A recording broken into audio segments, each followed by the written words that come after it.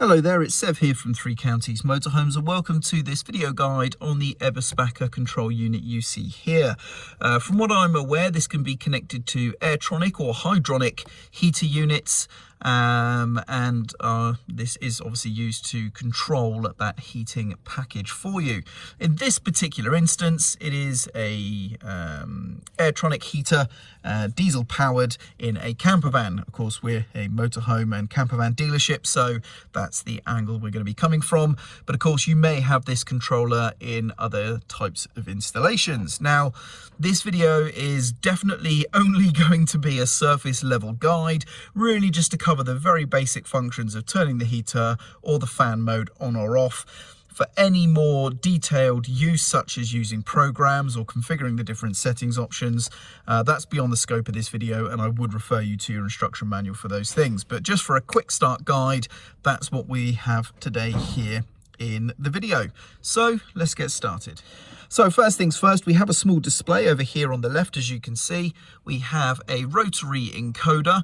Now, this rotary encoder has a push button functionality, but it also has a LED, circular LED around the controller, or around the rotary encoder itself, that will illuminate, giving you an indication of what is currently active at the time to complement the screen information.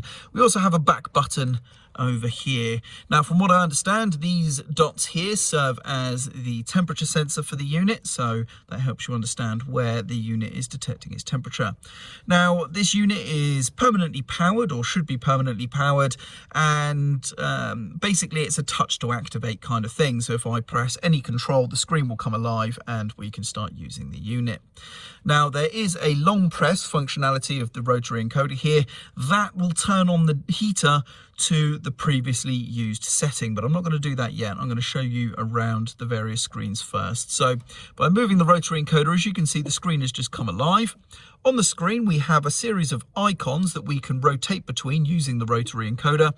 We have the status of the selected item here. So this is the fan. It's currently off. This here is the internally detected temperature. So it's currently reading about 24 degrees in here from this point right here. So if I rotate the rotary encoder, as you can see, we flick through the different things. So the calendar icon is different programs. You can go in here and set a different number of programs to have timing functionality and all that sort of stuff. The radiation symbol there is the heater itself. The fan is, of course, the fan element, and then we have settings where we can go in and we can configure various settings to our liking, and the options then round robin back, so we can sort of just scroll right the way through.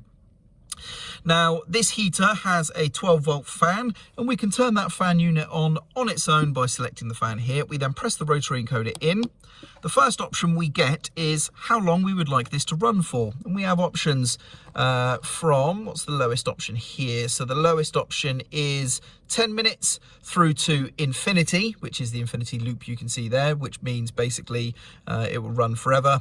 The maximum timed or time limited version setting is 720 minutes. Okay, so we can choose how long we want it to run for. So I'm going to choose 10 minutes there, press the button in, and it's straight away on. You can see it now says fan on. We get 10 minutes there, and there we go. If I go to the heater, you can see the heater still shows us off. The fan itself, when we're on the fan option, you can see the relevant information there. You may have also noticed the LED ring around the rotary encoder here has now turned on. You can see that blue hue all around the rotary encoder. The blue indicates that the fan unit is on. And just so you know, the remaining time from the time selected will count down here. So when this when a minute has elapsed, this will turn down to 9 minutes and show you the remaining time left on that operation. Okay, so at the moment it's clearly showing on this little standby screen now that I haven't touched anything for a little while. It's showing that we are in fan mode and the time remaining, and the, again, currently detected temperature inside. Lovely stuff. To turn this off, you've got various options, but typically what you're going to do, I don't think you can long press the back button on this model. No, you can't. So it's going to be go to the fan option. You can see that actually now says 9 minutes. If I press the encoder in, the first option we get is off. So we can turn it off, or we can play with the settings. Playing with the settings just allows us to go in and configure the settings that we had when we started it up, which for the fan is just the amount of time. So I could restart the 10 minutes there, I do believe, and there you go, we're back to 10 minutes if I so wished. Or if I did choose the off option rather than the settings option, of course, and press the button in, that is going to turn the heater off. You may notice now that says off, and the blue hue has disappeared from around the rotary encoder. So there we go, that's how to turn the fan element on, and the heating is much the same. The difference is we get one more setup option. We've got not only the amount of time we want the heater to run for, but we also have the temperature that we want to achieve with the heater.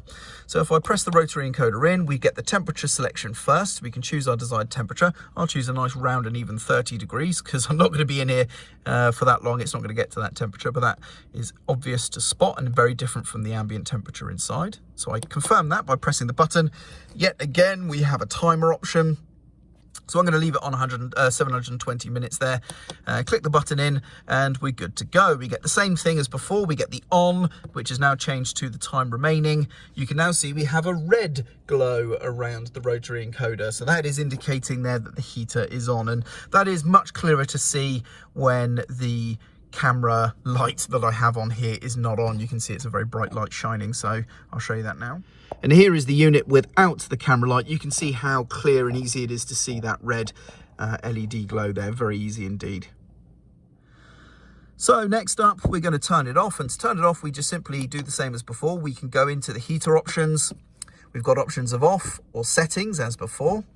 If I go into settings, we've got the temperature modification, so I could turn the temperature down if I so wish. And the time duration again. Now I'm pretty sure that temperature set if I back out of it before changing the time. Let me just see to confirm. No, it doesn't. You actually do need to reconfirm the time again, so that's interesting. So I'm going to choose 719 minutes, which is the amount of time we had remaining anyway. So there we go. And that's now changed the temperature. I could keep the temperature the same, for example, and change the duration. I want it only on now for 15 minutes. There we go. And as you can see, the temperature would have stayed the same, but we're now on 15 minutes duration. Easy as that. Now to turn the unit off, we simply choose, oh, I cycled to the wrong thing. I choose off and the unit turns off. And yet again, we've lost the red glow from around the rotary encoder. It's as easy as that. Now, just to show you that you can easily turn on the unit by pressing and holding the rotary encoder, I've chosen options here, the settings option. So if I was to press this, we'll go into settings. But if I actually long press it, you'll see that it will indeed actually turn the heater on. You can see the glow now has turned red around the rotary encoder. And if I was to actually go to the heater options, you can see it is on, and it's gone straight back onto the previously used options, which is 15 minutes at 28 degrees C in this case. To turn it off, we do, actually, I haven't tried seeing if you can long press to turn it off. So let's go back to there just to test it. I'm going to long press, and it has indeed turned the heater off. So there we go. You can long press to turn it on or off. And just to confirm, by bringing this screen back up by using the rotary encoder, you can indeed see it says off next to the heater there, and the red glow is off. So there we go. That's how to use the unit. Hopefully you found this video useful. I'm Sev, and thank you very much for watching.